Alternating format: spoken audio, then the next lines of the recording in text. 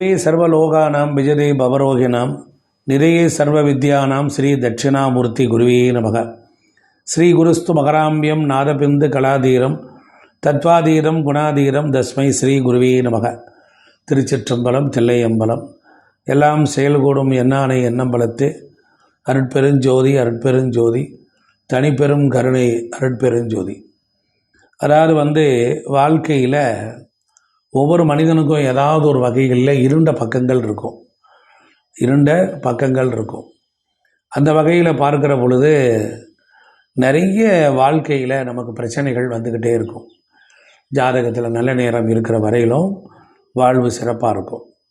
ஒவ்வொரு ராசிக்கும் ஒரு இருண்ட பக்கங்கள் இருக்கும்.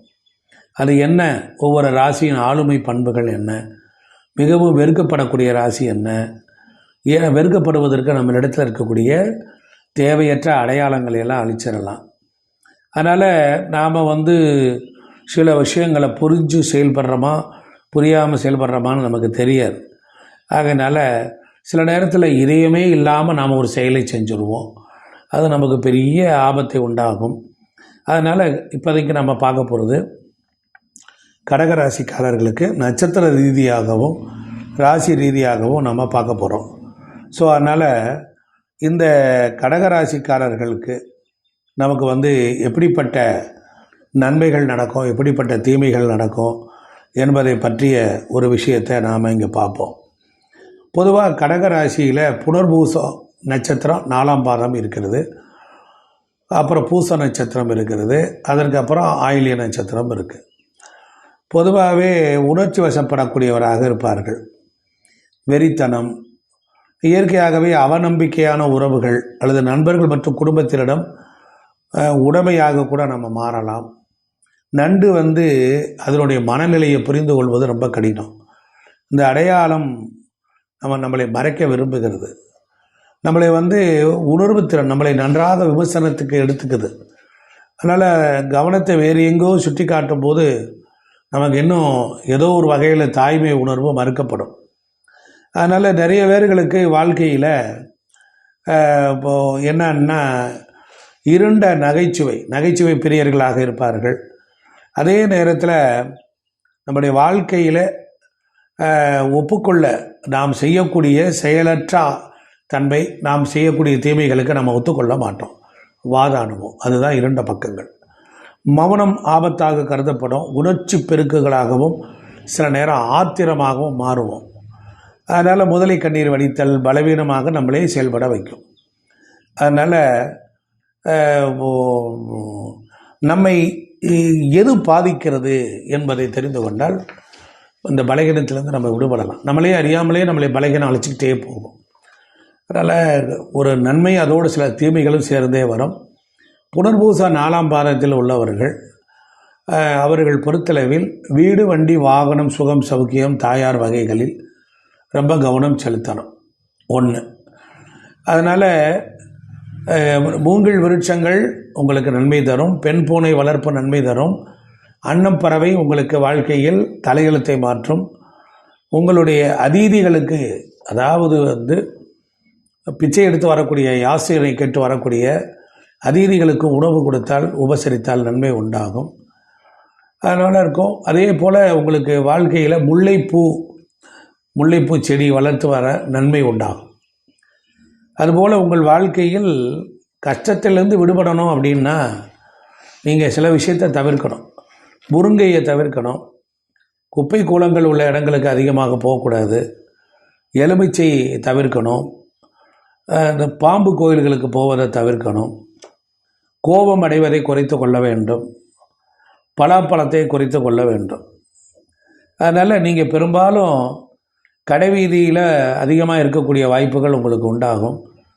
நெற்குவியல், கரும்பு, மூங்கில், அதுபோல் மஞ்சள் அரிசி இவைகள் நன்மை உண்டாகும். கூடைகள் உங்கள் வீட்டில் இருந்தால் சிறப்பு.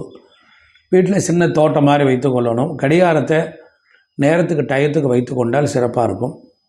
தூப தீபம் போடணும். புடலங்காய் கோயில்களுக்கு தானம் கொடுக்கணும். கொடுக்கும்போது நமக்கு கஷ்டங்கள், வறுமை, தரித்திரமெல்லாம் போகும். அதனால் அதை முடிஞ்சதுக்கப்புறம் பூச நட்சத்திரக்காரர்கள் அவங்க பிரகஸ்பதி என்கிற ஒரு குருவை அவர்கள் நித்தம் நித்தம் காலையில் எழுந்து வணங்கி வழிபாடு செய்யணும். பிரம்ம வர்ச்சசாய வித்மகே மகாதிஷ்யாய தீமகி தன்னோ புஷ்ய பிரசோதயாத் அப்படிங்கிறதா அந்த காயத்ரி மந்திரம். இது பூச நட்சத்திரத்துக்குரிய மந்திரம். பூசம் ஒரு நிறைவான நட்சத்திரம். சித்தர்கள் மகான்களுடைய ஜீவ சமாதிகளுக்கெல்லாம் நீங்கள் போக போக பழைய கர்மாலாம் தொலையும். அரச மரத்துக்கிட்ட எவ்வளோ நேரம் டயத்தை ஸ்பெண்ட் பண்ணுறீங்களோ, அரச மரத்தடியில் இருந்து நல்ல செயல்களை செய்தால் வெற்றி உண்டாகும். அரச மரம் இறந்த கால கர்மாவை உங்களே மாற்றும்.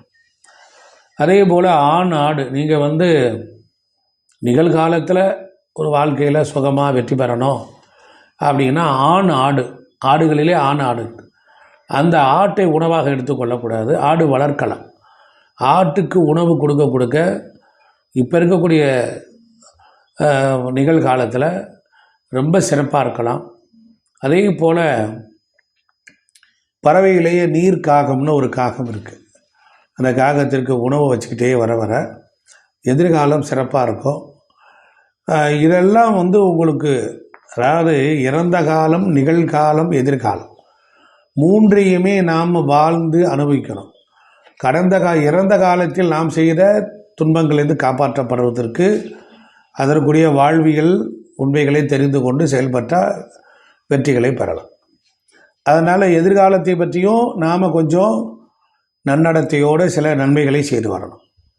அதனால் பூச நட்சத்திரக்காரர்கள் நீங்கள் விவசாய நிலத்திட்ட அடிக்கடி இருக்கக்கூடாது, வாட்டர் டேங்கு கிட்ட இருக்கக்கூடாது, ஜவுளி கடையில் அதிக நேரம் ஸ்பெண்ட் பண்ணக்கூடாது, குப்பை கூலங்கள் உள்ள இடங்கள், மயில் தோகை, அதுபோல் தேன் சாப்பிடுதல், வீட்டினுடைய முற்றப்பகுதியை தவிர்க்க வேண்டும்.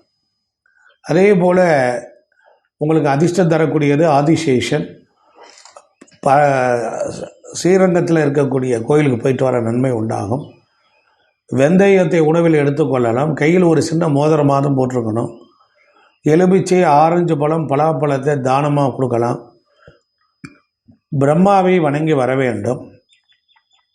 திரு ஆவடுதுறை கோவிலுக்கு போயிட்டு வரலாம். பேரூர் பட்டீஸ்வரர் கோயிலுக்கு போய் வரலாம். அழகர் கோவில் சென்று வர வர வெற்றி உண்டாகும். வீட்டில் சமையற்கட்டில் அம்மிக்கல் ஒன்று இருக்கணும். அம்மிக்கல் இருந்தால் வாழ்க்கையில் வெற்றி உண்டாகும். குரு பகவானுடைய படத்தை மாட்டியிருக்கணும். யானையோடு இருக்கக்கூடிய குரு பகவான் படம். குருவை வணங்க வணங்க உங்களுக்கு வாழ்க்கையில் நன்மை உண்டாகும். ஆயிலிய நட்சத்திரக்காரர்கள் உங்களுடைய பலம் பலகீனத்தை பற்றி தெரிந்து கொள்ளலாம். உங்களுக்கு பலமே என்ன என்றால், அதாவது ஆயில்யம், அதாவது சர்ப்பராஜாய வித்மகே மகாரோஷனாய தீமிகு தன்னோ ஆச்லேஷ பிரச்சோதயாத். அதனால் ஆயிலிய நட்சத்திரம் உங்களுக்கு வாழ்க்கையில் பிறந்தவர்கள், இந்த கடகராசியில் உள்ளவர்கள், அம்மிக்கல் உங்களுக்கு ரொம்ப ஹெல்ப்பாக இருக்கும். அம்மிக்கல், புன்னை மரம் ஸ்தல விருட்சமாக இருக்கிற கோயிலுக்கு போயிட்டு வரலாம்.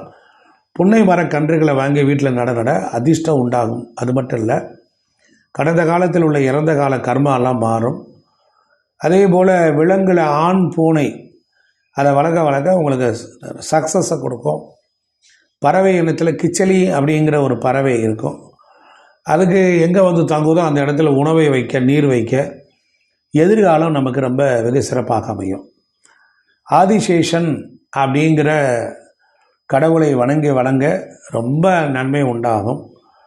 வாழ்க்கையில் கிரீடம் அப்படின்னு ஒன்று இருக்குது. அந்த கிரீடம்னு ஒரு செயற்கையாக செய்து அதை வீட்டில் வைத்து கொண்டிருக்கலாம். கிரீடத்தை பார்த்துட்டு வரலாம். மலர்களில் வெண்காந்தல் அப்படின்னு ஒரு மலர் இருக்குது, பூ. அதை நீங்கள் வீட்டில் செடியாக வளர்க்கலாம்.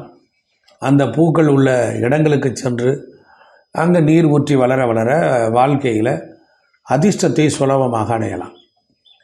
நீங்கள் தவிர்க்க வேண்டியது என்ன, எது பலகீனமாக உங்களுக்கு இருக்கக்கூடியது என்ன என்றால், பெருச்சாளி பார்த்து அதை அடிக்கிறது, பலாப்பழம் சாப்பிடக்கூடாது, செந்தாமரை மலர்கள், வீடு பொதுவாக அதிகமாக வீட்டில் இருக்கிறத விட வெளியில் இருந்தீங்கன்னா லைஃப் நல்லாயிருக்கும். ஆத்தி மரம் என்கிற மரத்துக்கு அடியில் இருக்கக்கூடாது. அள்ளி அதை தவிர்க்கணும். எலுமிச்சை செடியை தவிர்க்கணும். ஆரஞ்சை தவிர்க்கணும். காஃபி குடிப்பதை தவிர்க்கணும். அதனால் திரௌபதி அம்மன் கோயிலுக்கு போய் வர வெற்றி உண்டாகும். அதுபோல் குண்டூசியை வாங்கி படிக்கக்கூடிய குழந்தைகள் அதை யூஸ் பண்ணுறவங்களுக்கு கொடுக்கலாம். காலையில் எழுந்தது உள்ளங்கையை பார்க்கலாம். லட்சுமண பெருமாளுடைய படத்தை வீட்டில் மாட்டியிருக்க நன்மை உண்டாகும். சுதர்சன சக்கரத்தை நீங்கள் பூஜை அறையிலோ ஆஃபீஸ்லேயோ அலுவலகத்தில் வைத்திருக்க மிகுந்த நன்மைகளே உண்டாகும். அதே போல் துணிக்கடை சென்று வர நன்மை உண்டாகும். சங்கரன் கோவில், ஸ்ரீரங்கம் கோயில், திருமயிலை கபாலீஸ்வரர் கோயிலுக்கு போய் வர வாழ்க்கையில் பெரிய அதிர்ஷ்டங்கள்லாம் உண்டாகும். மாதுளை முத்துக்களை எடுத்து வெண்ணெயை சாற்றி நீங்கள் ஆஞ்சநேயருக்கு சாற்ற சகல நன்மைகள் எல்லாம் நம்ம பெறலாம். நேயர்களே, இதெல்லாம் ஒரு சின்ன கான்செப்டில் சொல்லியிருக்கிறேன். கடகராசிக்கு பொறுத்தளவில் நாம் இதெல்லாம் பார்த்துருக்குறோம். அடுத்தபடியாக அடுத்த ராசியை பார்ப்போம். நன்றி, வணக்கம்.